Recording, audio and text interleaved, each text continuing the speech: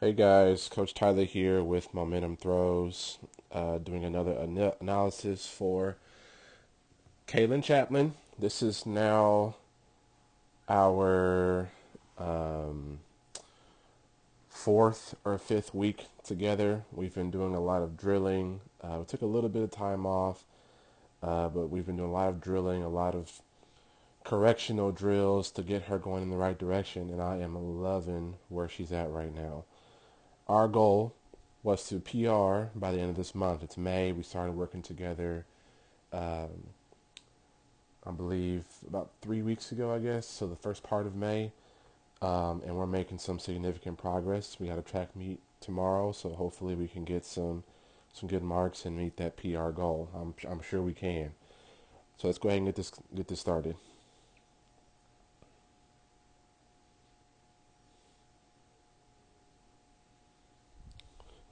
So of course she didn't like it. Most throwers are going to be perfectionists.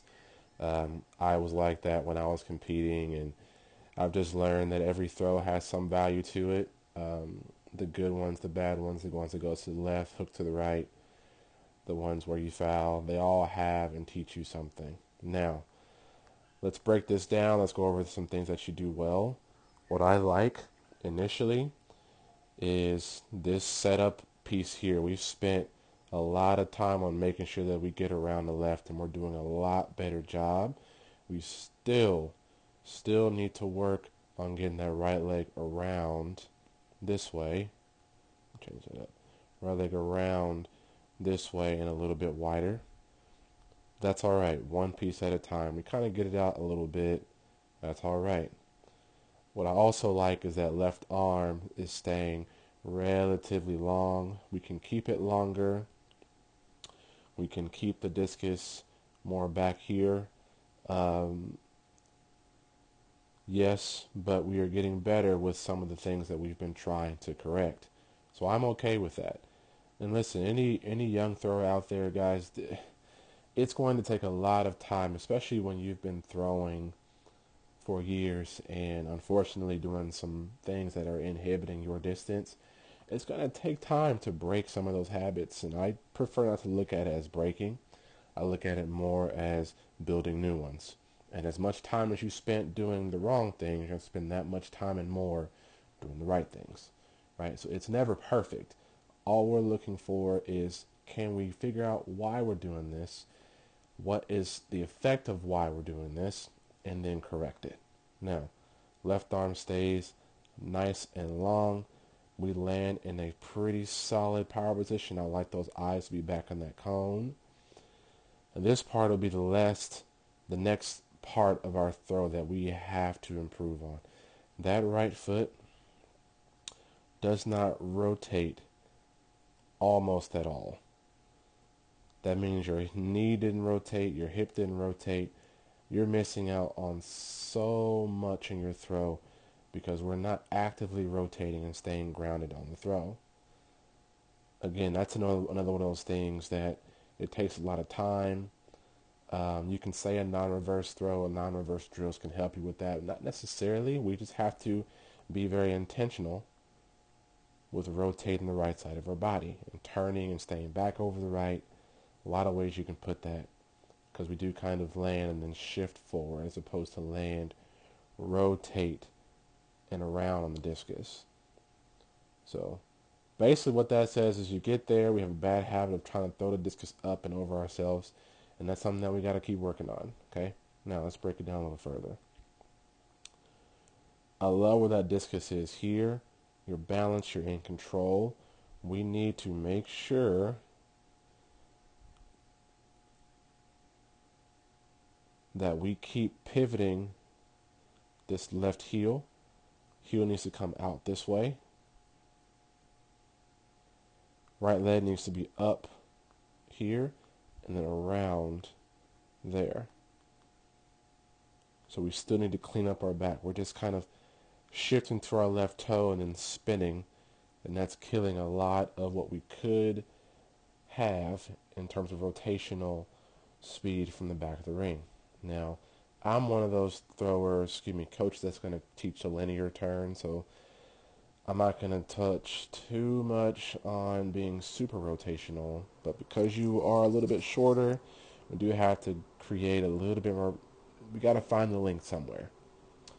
So we need to open the left heel more, get it down to that sector line, stop it right there.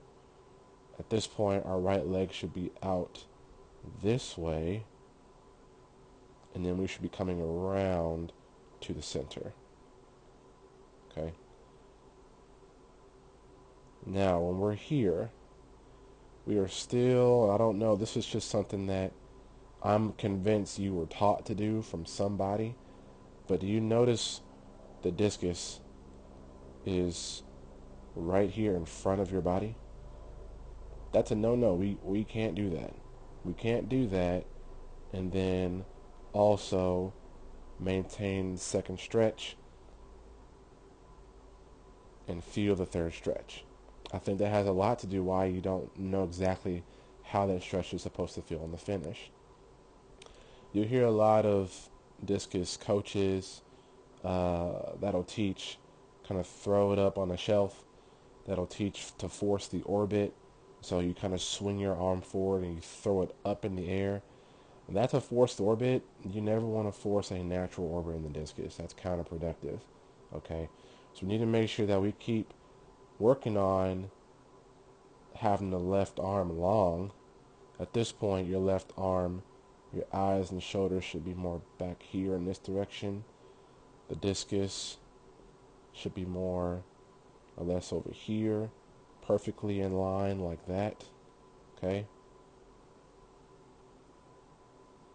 And then when we land here, discus is not in a bad position. I would prefer it to be more there, so a little bit higher. The eyes need to stay back here. And the right arm, excuse me, off arm can be, get rid of that, can be somewhere over here. Right? So we're trying to create that straight plane. Eyes are back. We're over the right foot. Instead, we shift into our throw. There's no more power we can gain. There's no more stretch we feel. There's no more rotational force. It is, let me just chuck it with my arm. It's essentially what happens. Now, that sounds like a lot of bad, but we're going to watch this full speed one more time, and I want you to pay a little bit closer attention to the rhythm and the movement and how the discus comes out, which is why I think this is improvement from when we first started.